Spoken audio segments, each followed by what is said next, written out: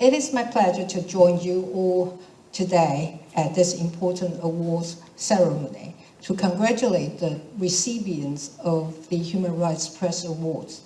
I'm also happy about the fact that this event is being held in Taiwan for the very first time. Your presence here is testament to Taiwan's hard work on safeguarding media freedom and human rights. This event is also a demonstration to the world just how deeply Taiwan values these important pillars of democracy.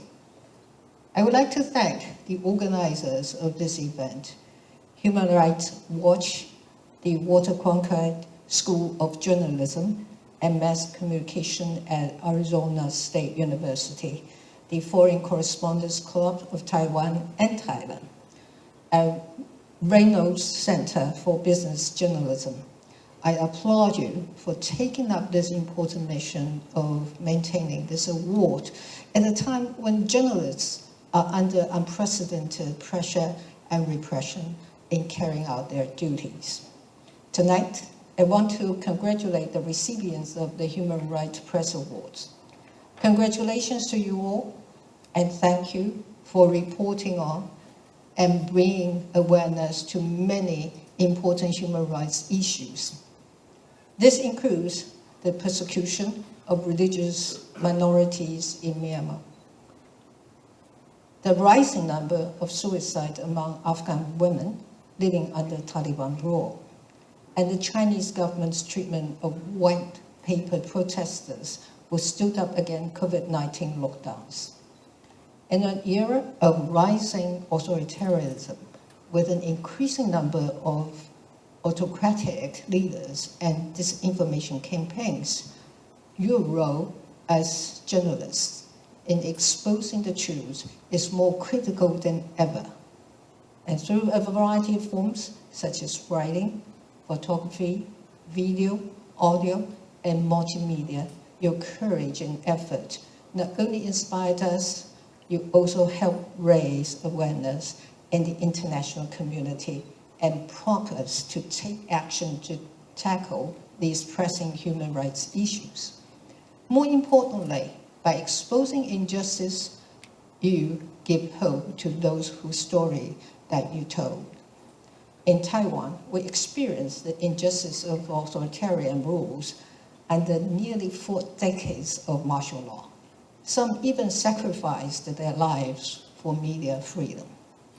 Through our hard work, Taiwan now is rated as one of the freest countries when it comes to press freedom. In Freedom House report on freedom in the world, this year, Taiwan scored 94 out of 100. Under the civil liberties category, Taiwan received a perfect score for freedom of expression and belief. Our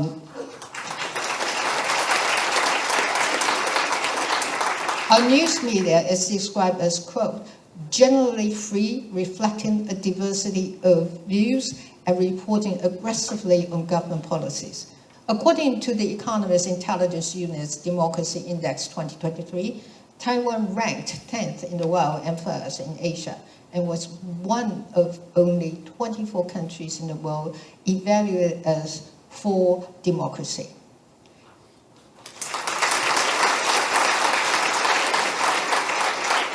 And in this year's World Press Freedom Index by Reporters Without Borders, Taiwan ranks 27th in the world, rising 8 spots from last year. Despite these achievements in recent years, there have been authoritarian forces targeting the freedom we have worked so hard to achieve. We found that there are constant attempts from authoritarian forces to influence our media environment. There are also well-funded, large-scale disinformation campaigns making extensive use of internal and external propaganda to influence Taiwan's democracy. The freedoms enjoyed by Taiwanese citizens on the internet, media, and social media are now being utilized to erode Taiwan's democracy. 11 years in a row, Taiwan has exceeded every other country in the world on the amount of the false information disseminated within its borders by the governments, according to the research by MEDIAN. There are several goals of such campaigns. They want to further polarize our society, pitting citizens against one another. They also want to erode trust in democratic institutions and government officials. They aggressively promote the narratives that democracy is chaotic and inefficient. Such disinformation campaigns have become one of the most difficult challenges for democracies like Taiwan. Moreover, the rise of AI has benefited all of us. And on the other hand, this rise has also allowed disinformation to be generated and distributed at an unprecedented rate. This makes deterring it much more difficult. This also makes defending our right to know the facts all the more important. A democracy has limited means to deal with disinformation campaigns.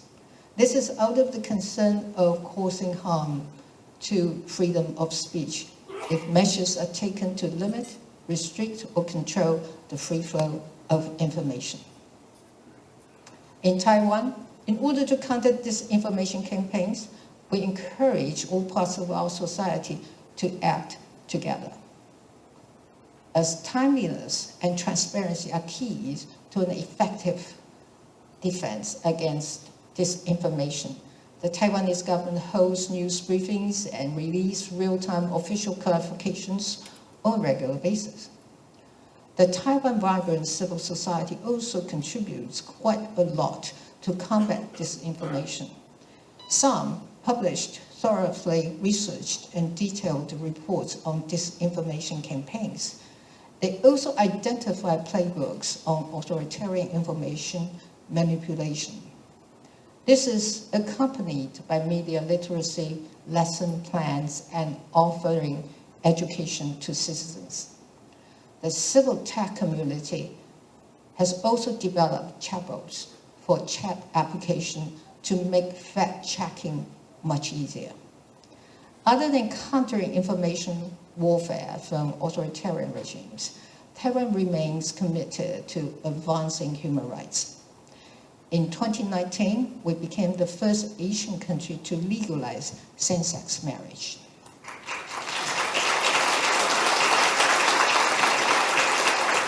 In the following year, we established the National Human Rights Commission to better monitor and secure human rights protection at home. And in 2022, we wrote up our first National Human Rights Action Plan with the aim of continually improving human rights standards. Although Taiwan is not a member of the United Nations, we have voluntarily incorporated 6 international covenants on human rights into domestic law and issued the national reports on their implementation. In February, the Executive Yuan passed the UN International Convention for the Protection of All Persons from Enforced Disappearance. This marked another major milestone for Taiwan's human rights development, achieved by our people and government working together. As a result of our work on safeguarding freedom, Taiwan is now an important hub for international media. In recent years, we have received increasing numbers of resident correspondents and visiting journalists from international media agencies. As of last month, Taiwan is home to 176 correspondents from 86 media outlets originating in 22 countries. This is roughly double the figure from 2016. The growing presence of international journalists is evidence that Taiwan is a country where transparency, freedom of expression, and easy access to information are ensured. I'm proud and looking forward to Taiwan continuing to be the home for free press in Asia. Despite the new and growing challenges in the region, Taiwan will continue to stand up for democracy, freedom, and human rights. Now more than ever, it is essential that we unite and support one another as we address these challenges together and endeavor to build a world where all can live in dignity. I want to close by thanking you all again for joining me to honor the recipients of the Human Rights Press Award. At a time when many journalists in Asia and from around the world must put their safety at risk for doing their jobs, you have our utmost respect for your professionalism and courage. Once again, congratulations to all the award winners. Thank you.